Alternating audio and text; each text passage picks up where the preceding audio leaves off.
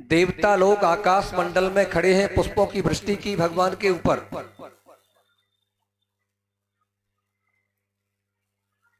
बड़ा प्रेम किया।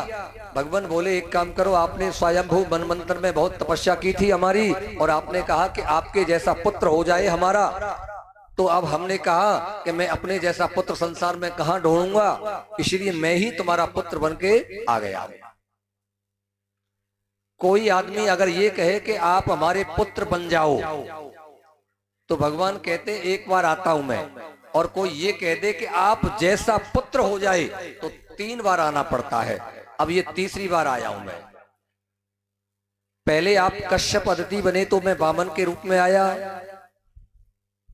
कौशल्या दशरथ बने तो राम के रूप में आया, अब के वसुदेव देवकी बने हैं तो कृष्ण के रूप में मैं आया हूं।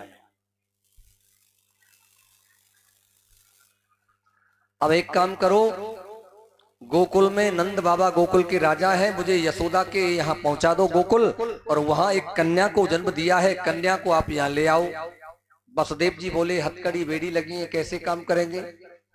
तो भगवान बोले आप चिंता मत करो, पहले आप कर्म करो, क्योंकि भागवत में लिखा है कर्मणा जायते जंतु कर्मणैव विलीयते, सुखम दुखम भयम क्षेमम कर्मणैवादि पद्यते, भगवत गीता।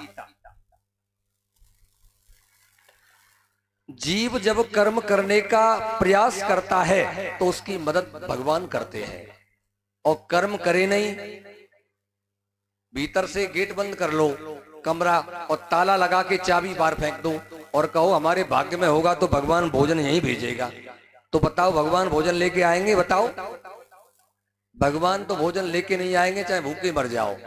क्यों? क्योंकि कहेंगे मैंने इतना बड़ा शरीर दिया, बुद्धि दी, हाथ पैर दिए, फिर भी कहता है भगवान भोजन देने आए। क्योंकि भगवान कहते हैं कर्म कर,